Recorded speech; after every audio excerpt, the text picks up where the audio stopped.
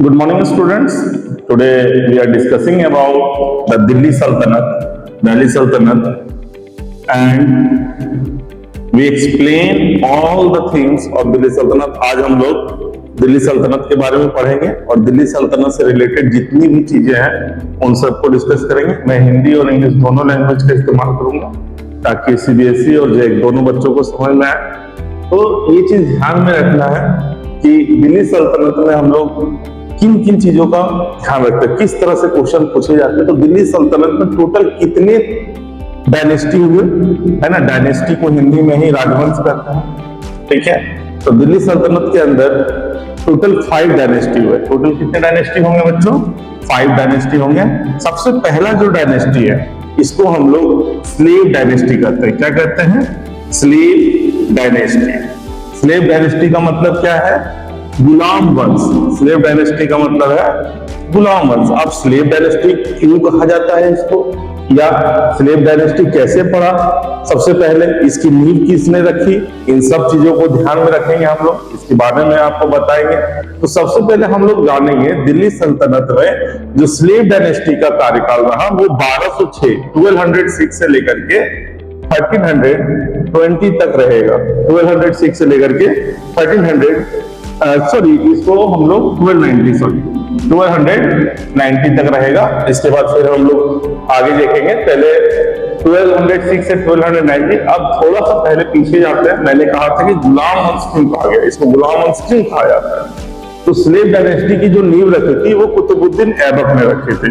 उनका नाम कुतुबुद्दीन ऐबक था। कुतुबुद्दीन ऐबक के नाम से आप परिचित होंगे क्योंकि कुतुब मीनार जो दिल्ली में है उसको कुतुबुद्दीन ऐबक के द्वारा शुरू किया गया था, लेकिन खत्म नहीं किया गया था। उसको पूरा करवाया था इल्तुतमिश ने।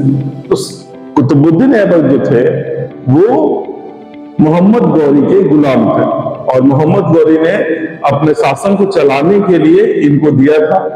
और दिल्ली सल्तनत के अंदर कुतुबुद्दीन ऐबक ने इसकी शुरुआत की। इसको ममलूक डायनेस्टी भी कहा जाता है। इसे ममलूक डायनेस्टी के नाम से भी जानते हैं हम लोग कि ममलूक डायनेस्टी। ममलूक एक अरेबिक वर्ड है जिसका मतलब होता है स्लेव।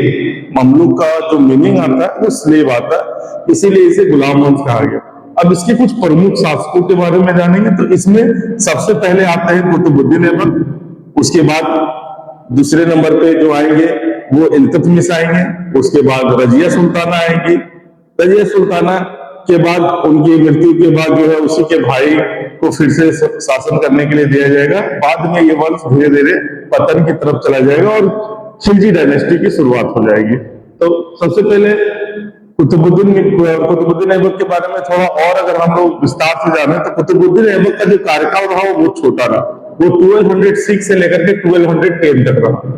और ये भी ध्यान देंगे कि 1206 से लेकर 1210 इतना छोटा कार्यकाल कैसे रहा, इनकी मृत्यु इतनी जल्दी कैसे हो गई। तो क्वेश्चन ये भी पूछा जाता बच्चों कि कुतुबुद्दीन ऐबक की मौत कैसे हुई थी, how was Qutbuddin Aibak died.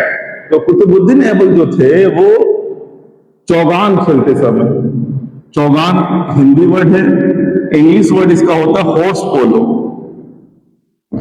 घोड़े में बैठ करके जो पोलो का गेम होता था वो खेल रहे थे, इसी से गिर करके इनकी मृत्यु हो गई थी। 4 साल का एक छोटा कार्यकाल रहा है इनका। लेकिन कुतुबुद्दीन ऐबक अपने उदारता के लिए जाने जाते थे, अपने लिबर्टी के लिए जाने जाते थे, इसीलिए कुतुबुद्दीन ऐबक को लाख बख्श के नाम से जाना जाता था। लाख बख्श मतलब कि ये लाखों में दान करते थे, इसीलिए इनको लाख बख्श कहा जाता था। इसके बाद इनके जो आगे इनके जो भतीजे थे कुतुबुद्दीन ऐबक के जो आगे डायनेस्टी को संभालेंगे वो होंगे इल्तुतमिश।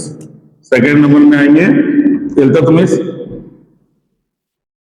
इनका कार्यकाल जो है 1210 से लेकर के 1236 तक रहेगा, मतलब 1235 तक, क्योंकि 1236 से रजिया सुल्तान आ जाती है। रजिया सुल्तान 1236 से लेकर 1240 तक। पहले ये तीनों के बारे में चर्चा करेंगे। इल्तुतमिश ने सबसे इंपॉर्टेंट काम क्या किया, तो इन्होंने कुतुब मीनार बनाया, दिल्ली सल्तनत को बहुत आगे तक बढ़ाया। इनके बारे में जानेंगे। इनसे ज्यादा सवाल जो अगर पूछा जाता है तो इल्तुतमिश गद्दी पर कब बैठे, तो 1210 में बैठे।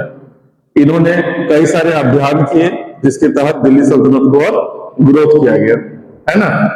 तो आगे अब इसके बाद हम लोग जो है नेक्स्ट रजिया सुल्तान के बारे में फिर से नेक्स्ट वीडियो में देखेंगे।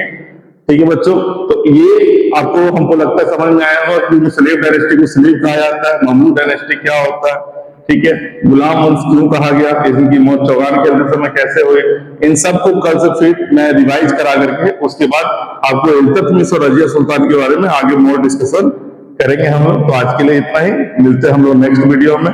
और हम आपके प्यारे गौरव सर, ब्रदर्स एकेडमी, राजधनवाद।